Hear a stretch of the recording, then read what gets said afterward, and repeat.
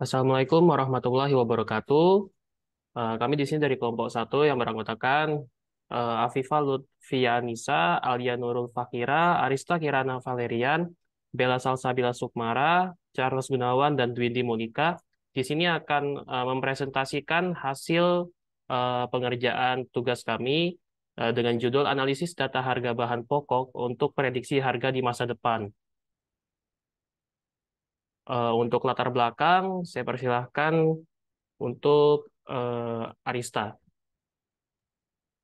Baik, Charles, terima kasih. Ya, kenaikan harga bahan pokok atau sembako sebagai isu ekonomi yang krusial mencerminkan permasalahan yang secara langsung mempengaruhi kehidupan sehari-hari masyarakat. Sembako, singkatan dari 9 bahan pokok, mencakup bahan-bahan makanan pokok seperti beras, gula, minyak goreng, tepung, daging, telur, susu, garam, dan kopi. Kenaikan harga sembako dapat dipicu oleh berbagai faktor termasuk fluktua- fluktuasi harga komoditas global, faktor cuaca, kenaikan biaya produksi, atau masalah distribusi. Dampak dari Dampak dari kenaikan harga sembako sangat signifikan, terutama karena bahan-bahan ini merupakan konsumsi rutin bagi kebanyakan penduduk. Kenaikan harga dapat langsung mempengaruhi daya beli konsumen, menyebabkan penurunan tingkat konsumsi, dan pada gilirannya menghambat pertumbuhan ekonomi. Masyarakat dengan pendapatan rendah akan menjadi lebih rentan terhadap dampak ini karena proporsi pengeluaran mereka untuk kebutuhan pokok lebih besar. Oleh karena itu, pemahaman mendalam tentang kenaikan harga sembako menjadi penting dalam merancang kebijakan ekonomi yang responsif dan berkelanjutan, serta dalam memberikan perlindungan sosial kepada masyarakat yang paling rentan terhadap fluktuasi harga bahan pokok.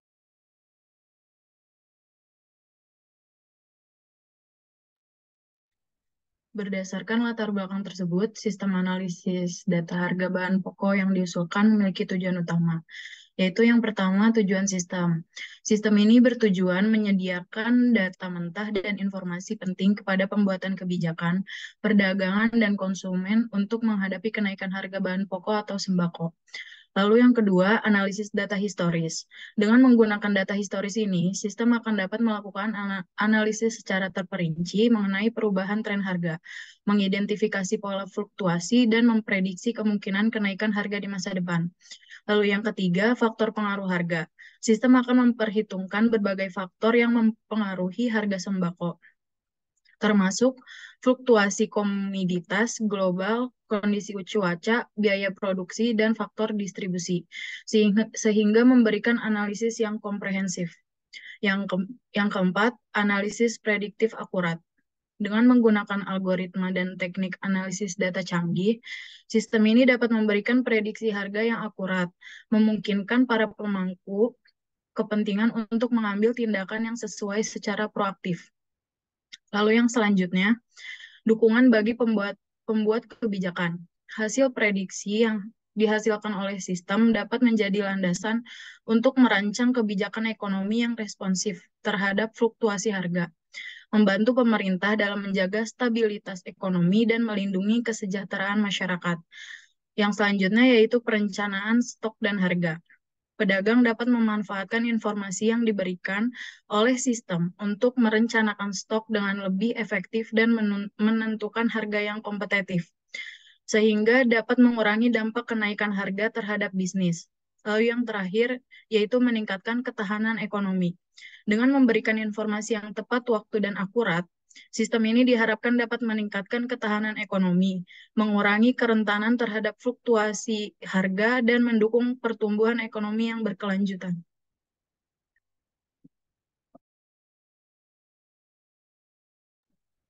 Adapun dalam pengerjaan proyek ini dibagi menjadi dua tim besar untuk pembagian tugasnya. Tim yang pertama ada model sistem penganalisis yang beranggotakan Dwindi dan juga Afifah, di mana tugas dari tim ini ialah membuat model untuk analisis data prediksi. Kemudian tim kedua ialah pengumpul data dan pengembang database yang beranggotakan saya sendiri Bella dan juga Charles yang bertugas untuk mengumpulkan data dari website Kementerian Perdagangan dan membuat sistem fetch data dalam bentuk database PostgreSQL. Dan di mana dalam pekerjaan ini juga ada seorang pemantau yaitu project manager yang di yang ditunjuk yaitu Arista Kirana, di mana Arista ini sendiri berfungsi untuk memastikan pekerjaan masing-masing anggotanya dapat berjalan dengan baik serta membantu job desk lainnya. Baik, selanjutnya ada tahap pengembangan. Dalam pengembangan sistem dilakukan dalam 3 tahap penting. Yang pertama itu pengumpulan data. Pengumpulan data dilakukan dengan membuat sistem fetch data terhadap API yang terbuka dari website sistem pemantauan pasar dan kebutuhan pokok dari Kementerian Perdagangan. Kemudian diekspor menjadi format CSV. Lalu pengembangan sistem. Pengembangan sistem prediksi dilakukan menggunakan metode deep learning dengan model penganalisisnya LSTM atau Long Short Term Memories. Hasil prediksi akan dikumpulkan dalam satu file spreadsheet. Lalu yang terakhir ada visualisasi. Visualisasi hasil pengumpulan data dan prediksi harga dilakukan menggunakan Google Looker Studio dengan menggunakan sumber data yang terdapat pada spreadsheet tadi.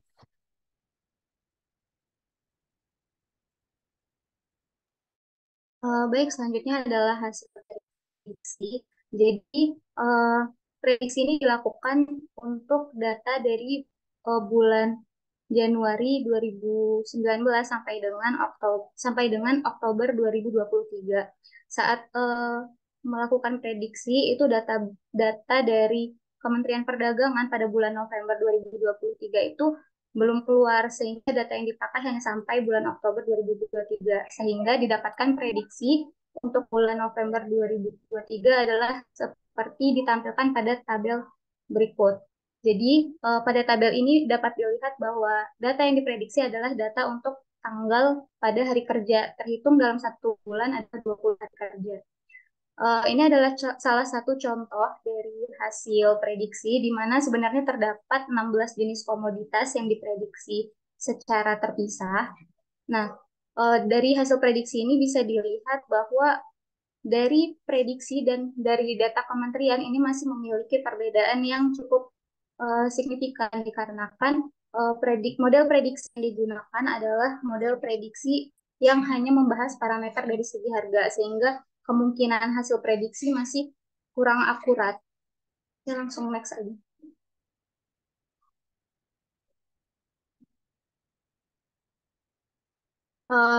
Ini adalah hasil visualisasi dari Google Looker Studio yang akan didemokan oleh rekan saya.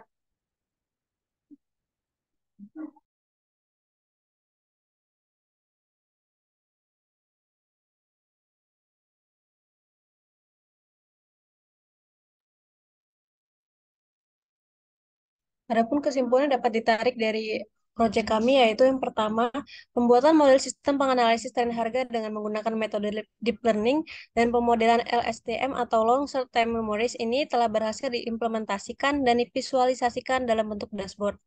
Kemudian yang kedua, dari hasil pengujian dan evaluasi dapat disimpulkan bahwa kinerja model penganalisis cukup baik untuk digunakan karena memiliki nilai error yang relatif rendah.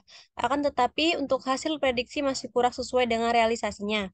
Karena model penganalisis hanya menganalisis segi parameter harga saja. Kemudian yang ketiga yaitu sistem bekerja dengan cara melakukan import secara manual pada setiap dataset yang baru. Kemudian proses analisis akan dimulai kembali dari awal, atau dapat dikatakan bahwa sistem belum bekerja secara real time. Untuk saran dapat kami berikan untuk penelitian selanjutnya yaitu dilakukan penelitian lebih lanjut dengan mempertimbangkan model penganalisis lain serta menambahkan berbagai parameter seperti korelasi, musim, iklim, hari-hari besar, inflasi, serta status ekonomi lainnya. Baik, cukup akan saya kembalikan kepada moderator untuk demonya. Baik, terima kasih kepada teman-teman yang sudah mempresentasikan. Sekarang saya akan mencoba untuk mendemokan visualisasi datanya tadi menggunakan Google Looker Studio. Di sini telah terdapat 2 buah tabel. Yang pertama yaitu harga prediksi dan yang kedua ada harga kementerian atau harga dari website yang kementerian tadi. Lalu di sini ada 3 buah grafik. Yang pertama ini grafik dari harga prediksi tadi, yang grafik kedua adalah dari harga kementerian, dan yang ketiga adalah perbandingan kedua harga tersebut, yaitu harga prediksi dan harga kementerian. Di sini dapat dilihat semua komoditas atau komoditinya sudah dimunculkan pada grafiknya. Sekarang kita coba untuk melihat satu persatu. Misal di sini kita ngelihatnya gula pasir.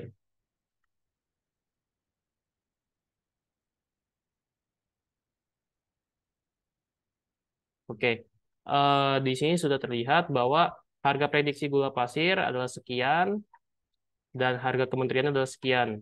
Dan grafiknya dapat kita lihat juga. Di sini grafiknya dapat lihat masih lumayan banyak miss-nya, tidak terlalu eh, presisi untuk atau tidak terlalu akurat untuk prediksinya, tetapi untuk kinerja modelnya sudah sangat baik. Coba kita lihat lagi yang lain, misal daging sapi yang mahal. Nah, bisa kita lihat juga di sini harganya tidak sama persis, ya masih jauh malahan. Prediksi harga 126.000, harga kementerian 135.000, tetapi eh, prediksinya sudah lumayan baik.